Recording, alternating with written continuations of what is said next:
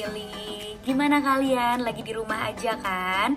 Buat kalian yang lagi di rumah atau kerja dari rumah, jangan bosen ya. Karena banyak banget loh sebenarnya hal yang bisa kita lakuin di rumah.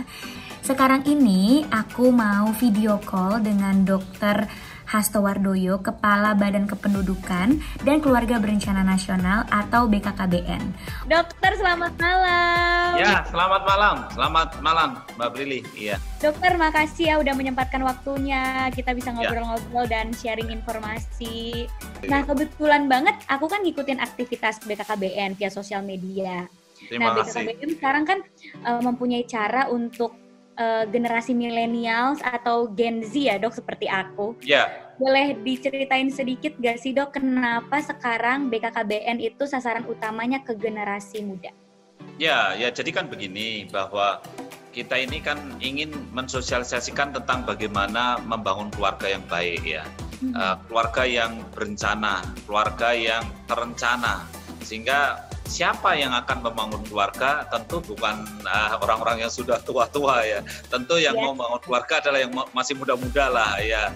Nah, ini kan harus kita bina untuk bagaimana sebelum dia membangun keluarga harus dia ngerti dulu tentang bagaimana seluk-beluknya tentang masalah keluarga, kemudian juga bagaimana tentang reproduksi yang sehat.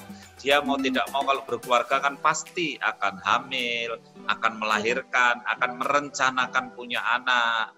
Itulah pentingnya kita membina generasi milenial untuk kemudian dia bisa membangun keluarga. Jadi seperti itu. Kalau yang sudah tua-tua kan sudah ke arah nenek-nenek, nanti sudah lain ceritanya.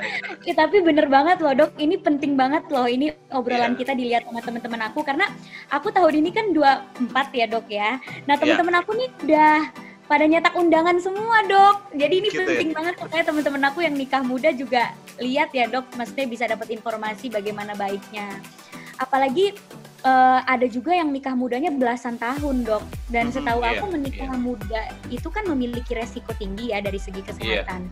Belum lagi resiko memiliki anak yang stunting. Nah itu bisa dijelasin nggak sih dok mengenai hal ini?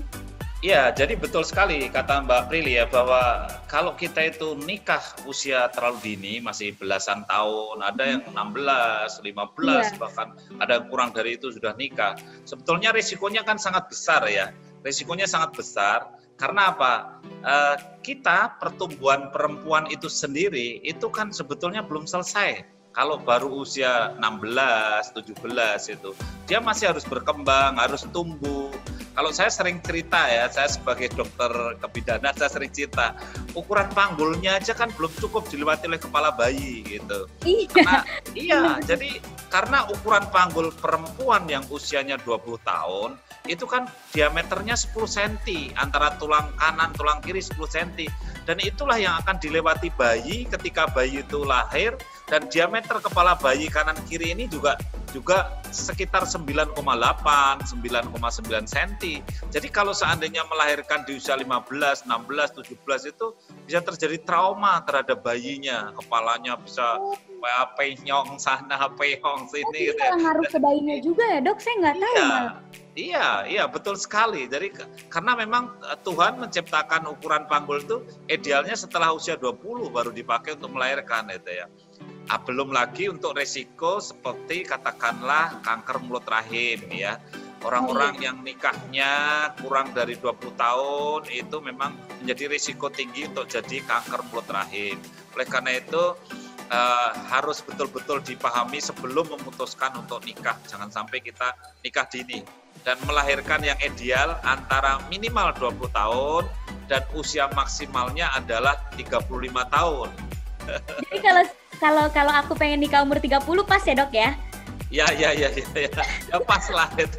Pas ya dok, 30 ya dok? Iya, masih ideal ya, masih ideal. Cuman jangan lebih dari ini, jangan lebih dari 35 lah gitu aja batasnya. Saya pengennya nikahnya umur 30 dok. Oke, masih di range reproduksi sehat, masih bagus ya. Alhamdulillah, berarti itu bisa aku jadiin argumentasi ya kalau misalnya ada orang yang bilang ketuaan atau kayaknya itu berarti argumentasinya enggak kok, kata dokter Hasto Wardoyo pas gitu ya.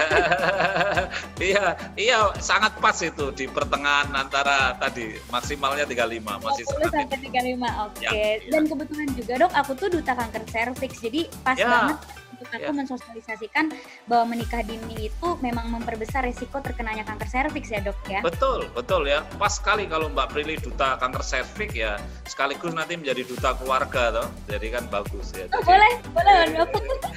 Saya memang rencananya harus berencana dok. Saya emang kalau mau nikah harus direncanakan matang-matang gitu. Iya, itu kan itu sudah menjadi contoh loh. Mbak Prilly sudah menjadi contoh nikahnya usia segini. Jadi saya terima kasih sekali Mbak Prilly sudah bisa memotivasi ini. Seneng banget bisa ngobrol karena emang aku tuh orangnya punya banyak pertanyaan dan punya banyak pengen tahunya gitu loh dok, dan seneng banget dikasih kesempatan bisa nanya-nanya langsung sama dokter, jadi denger langsung dari dokter kan pasti teman-teman juga lebih percaya dan lebih waspada lagi akhirnya. Terima kasih banget ya dok. Baik, terima kasih. Iya, insya Allah kita nanti ketemu tentang kanker serviks, saya kira bagus sekali. Ya. Amin. Semoga terima kasih. Semua bisa dapat banyak ilmu dan semoga Dokter Hasto dan keluarga besar BKKBN sehat terus ya dok ya. Amin. Saya doakan juga Mbak Prilly dan semua keluarganya sehat selalu ya. Sukses. Amin. Terima kasih banyak Bu. Terima kasih. Malam. Terima kasih. Selamat malam. Itu dia hasil bincang-bincang aku dengan Dr. Hasto Wardoyo. Seneng banget ya bisa dapat banyak informasi. Dan buat kalian semua yang berencana untuk menikah, persiapan dalam hal kesehatan itu wajib dan sangat diperlukan.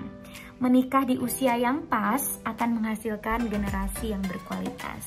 Setiap tujuan itu memerlukan rencana yang matang, termasuk pernikahan.